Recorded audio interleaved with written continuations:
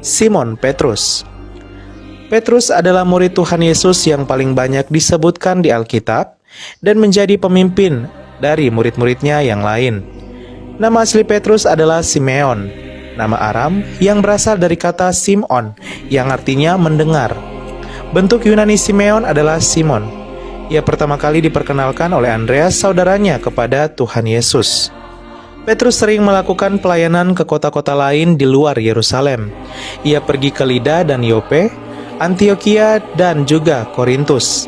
Hampir bisa dipastikan bahwa Petrus juga ke Roma, pusat kekaisaran Romawi. Kemudian Petrus mendirikan gereja di Roma, dan tradisi mengatakan bahwa di kota Romalah Petrus meninggal bersama Paulus pada masa penganiayaan Kaisar Nero.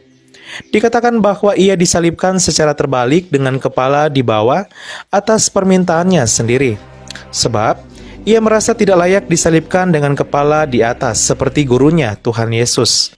Makam daripada Rasul Petrus ini terdapat di dasar gedung Gereja Katolik Basilika Santo Petrus di kota Roma, Vatikan, yang menjadi gereja terbesar di dunia dan pusat dari Gereja Katolik.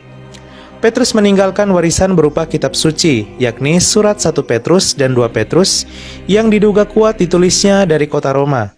Selain itu, menurut tradisi dan penelitian para pakar Alkitab, pengaruh Petrus juga sangat kuat di dalam penulisan kitab Injil Markus.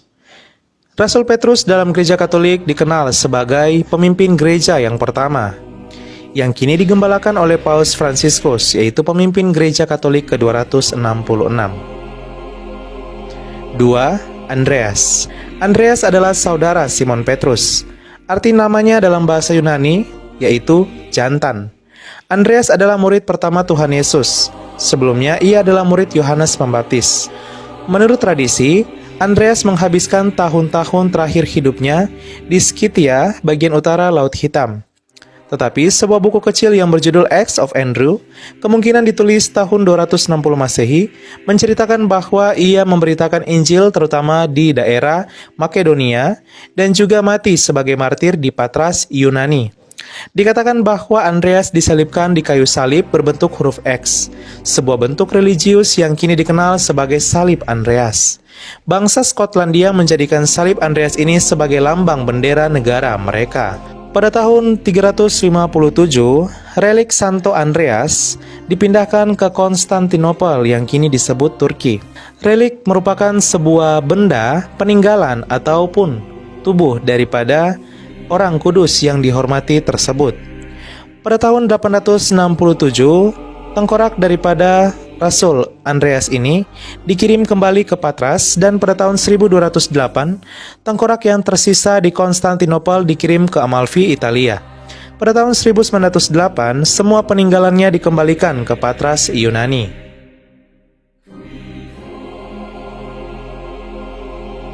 3. Yakobus. Nama Yakobus berasal dari bahasa Yunani, Yakobos, yang diambil dari bahasa Ibrani, Yakov atau Yakub, artinya penipu. Nama ayahnya adalah Zebedeus. Bersama saudaranya Yohanes, ia dipanggil menjadi murid Tuhan Yesus ketika mereka sedang menjala ikan. Nubuatan Tuhan Yesus akan kematian Yakobus kelak digenapi ketika Raja Herodes membunuh Yakobus dengan pedang, sekitar tahun 44 Masehi. Kisah Para Rasul bab 12 ayat 2. Yakobus menjadi martir pertama dari 12 murid Tuhan Yesus. Selain Yudas Iskariot, hanya kematian Yakobuslah yang dicatat di Alkitab.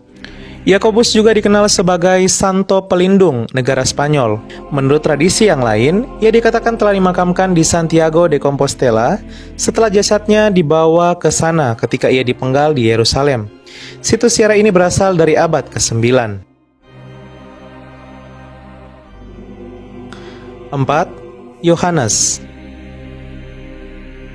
Nama Yohanes dalam bahasa Yunani adalah Iones, yang berasal dari bahasa Ibrani Yohanan atau Yohanan, yang artinya pemberian Tuhan.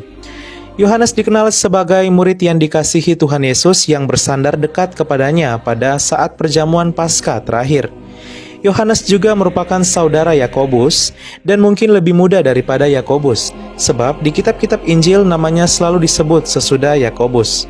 kecuali beberapa bagian di dalam Injil Lukas dan Kitab Kisah Para Rasul. Tampaknya Yohanes ini sebelumnya adalah murid Yohanes Pembaptis, sebagaimana halnya dengan Andreas. Menurut Polikrates, Yohanes meninggal di Efesus. Yohanes adalah murid Tuhan Yesus yang paling lama hidupnya di antara murid-murid yang lain. Mungkin inilah arti tersirat dari Yohanes, bab 21 ayat 23. Yohanes adalah penulis Injil Yohanes. Dia juga menulis 3 kitab, yakni 1 Yohanes, 2 Yohanes, 3 Yohanes, serta kitab Wahyu. Dengan demikian, Yohanes adalah murid Tuhan Yesus yang paling banyak menulis kitab suci, dan dikenal sebagai rasul kasih yang banyak menulis tentang kasih. Ia membuktikan bahwa wataknya yang keras itu telah diubahkan oleh Tuhan Yesus. Dilansir dari situs ChristianityExchange.com, jenazah dari Rasul Yohanes ini belum ditemukan.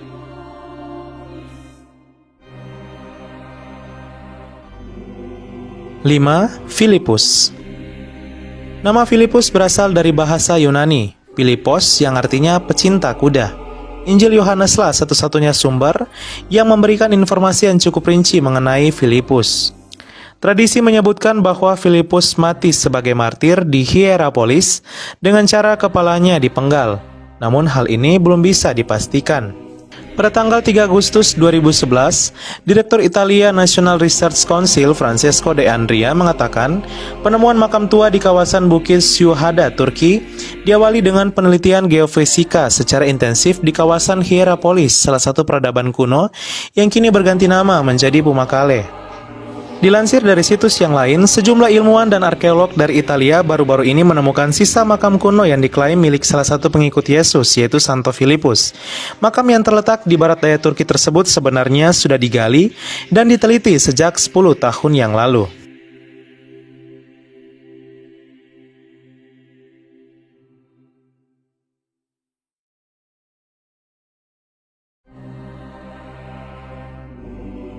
Enam, Bartolomeus. Nama Bartolomeus berasal dari bahasa Yunani, Bartolomaios. Nama ini berasal dari 2 kata Aram, yaitu bar dan tolmai atau talmai. Dalam bahasa Aram, bar artinya adalah anak lelaki. Karena itu, Bartolomeus secara harfiah berarti anak talmai.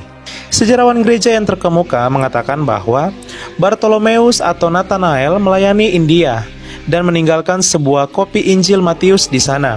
Tradisi lain juga menceritakan bahwa ia melayani Ethiopia, Mesopotamia atau kini Irak, Partia, dan Likaonia. Bartolomeus juga dikenal sebagai yang membawa Injil ke negara Armenia. Tradisi lain mengatakan bahwa Bartolomeus telah mati menjadi martir di Albanopolis, Armenia, dengan jenazahnya dibelenggu. Dan kini jenazahnya berada di Basilika Santo Bartolomeus di Roma pada tahun 1180. 7. Thomas. Thomas adalah salah satu murid yang paling banyak disebut di dalam tradisi gereja perihal pelayanan, karya, dan kematiannya. Namun tradisi yang paling bisa dipercaya adalah yang menyebutkan bahwa Thomas menjadi misionaris di negara India. Konon ia mati sebagai martir di sana dan dikuburkan di Milapori yang sekarang pinggiran kota Madras. Nama Thomas terus dikenang oleh sebuah gereja yang bernama Martoma yang berarti Tuan Thomas.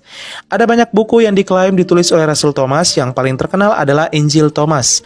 Namun, semua buku tersebut ternyata adalah palsu sehingga tidak dimasukkan dalam Alkitab. Sumber lain menyebutkan bahwa ada sejumlah tempat yang terkait dengan kemartiran dan penguburan Rasul Thomas. Tetapi yang paling umum diterima yaitu saat Thomas menjadi martir di Gunung Thomas di India, dan pemakamannya berada di dekat tempat Basilika San Tom. Basilika ini adalah sebuah gereja Katolik yang dibangun di India untuk menghormati Rasul Thomas. Tidak jelas kapan tepatnya situs itu dikaitkan dengannya, tetapi tampaknya paling lambat adalah tahun 1523. 8. Matius, yang dalam bahasa Ibrani yaitu Matityahu, disingkat Matai, yang artinya pemberian Tuhan. Ia adalah seorang pemungut cukai yang kemudian dipanggil Tuhan Yesus menjadi muridnya. Sumber lain mengatakan bahwa Matius dari Kapernaum ini, yang merupakan anak Alfeus, dikatakan dimakamkan di Salerno, Italia, yang kini telah dibangun sebuah katedral pada tahun 1076 untuk menghormati Rasul Matius. 9. Yakobus, anak Alfeus.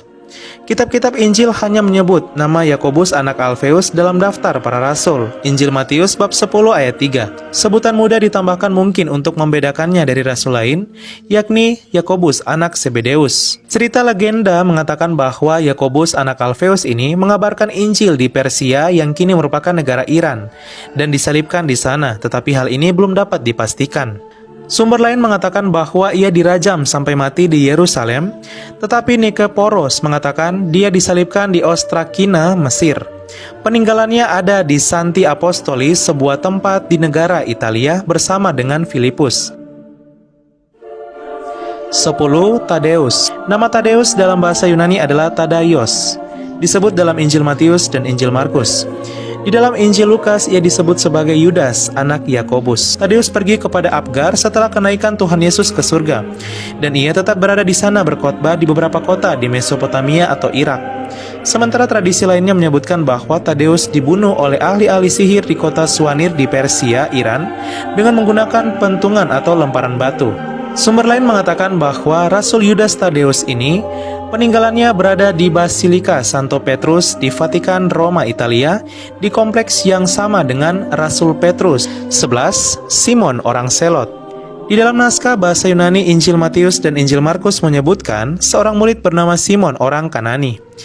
Di dalam Alkitab bahasa Indonesia terjemahan lama, nama inilah yang dipakai. Tetapi di dalam Alkitab bahasa Indonesia terjemahan yang baru, yang dipakai adalah Simon orang Selot. Injil Matius bab 10 ayat 4. Selotes adalah kata Yunani yang artinya orang yang penuh semangat. Selain itu, nama Simon Selot juga berarti sosok yang rajin. Nikeporus dari Konstantinopel atau Turki, seorang penulis dari rohaniawan Kristen menulis, Simon yang lahir di Kana, Galilea yang juga disebut orang Selot, telah menerima Roh Kudus dari surga mengadakan perjalanan ke Mesir dan benua Afrika, lalu negara Mauritania dan negara Libya untuk memberitakan Injil. Dan ajaran yang sama diajarkan juga di seputar Samudra Atlantik dan kepulauan yang dikenal sebagai Britania atau Inggris Raya. Sumber lain mengatakan bahwa peninggalan daripada Simon orang Selot ini berada di Basilika Santo Petrus di Roma, di kompleks yang sama juga dengan Petrus. 12. Yudas Iskariot. Nama Yudas dalam bahasa Yunani adalah Iudaios yang berasal dari bahasa Ibrani Yuhda atau Yehuda yang artinya bersyukur. Sedangkan kata Iskariot berasal dari bahasa Ibrani Iskriot yang secara harfiah berarti orang dari Keriot. Sumber lain mengatakan bahwa Yudas Iskariot meninggal di Akeldama dan mungkin masih di sana, tetapi tidak ada yang sangat tertarik untuk meneliti dan juga memuliakan makam daripada pengkhianat tersebut. 13. Matias, pengganti Yudas Iskariot. Setelah kematian Yudas Iskariot, Rasul Petrus mengusulkan untuk memilih pengganti pengkhianat tersebut, sehingga jumlah rasul tetap 12 orang. Lalu Petrus memberikan beberapa persyaratan tertentu yang harus dimiliki oleh rasul yang baru, yakni harus mengenal Tuhan Yesus mulai dari baptisan Yohanes sampai hari Yesus terangkat ke surga. Para rasul menemukan dua orang yang memenuhi persyaratan, yakni Yusuf yang juga dikenal sebagai Yustus dan Matias. Mereka membuang undi untuk menentukan pilihan, dan pilihan jatuh kepada Matias sehingga ia ditambahkan pada bilangan para rasul. Dilansir dari sumber yang lain, orang-orang Yunani mengklaim bahwa Matias dimakamkan di Gonio, negara Georgia, tetapi umat Katolik juga telah memiliki relikwinya di Biara Santo Matius di Trier, Jerman, sejak tahun 1148. Ya, sahabat Angker dan Data Channel, itulah dia kisah akhir hidup daripada 12 Rasul Yesus dan juga makam daripada mereka. Semoga kiranya apa yang menjadi pewartaan daripada 12 murid Yesus ini dapat diteruskan oleh umat Kristiani hingga sampai saat ini agar menjadi buah-buah pewartaan yang menghasilkan kabar sukacita bagi dunia. Terima kasih.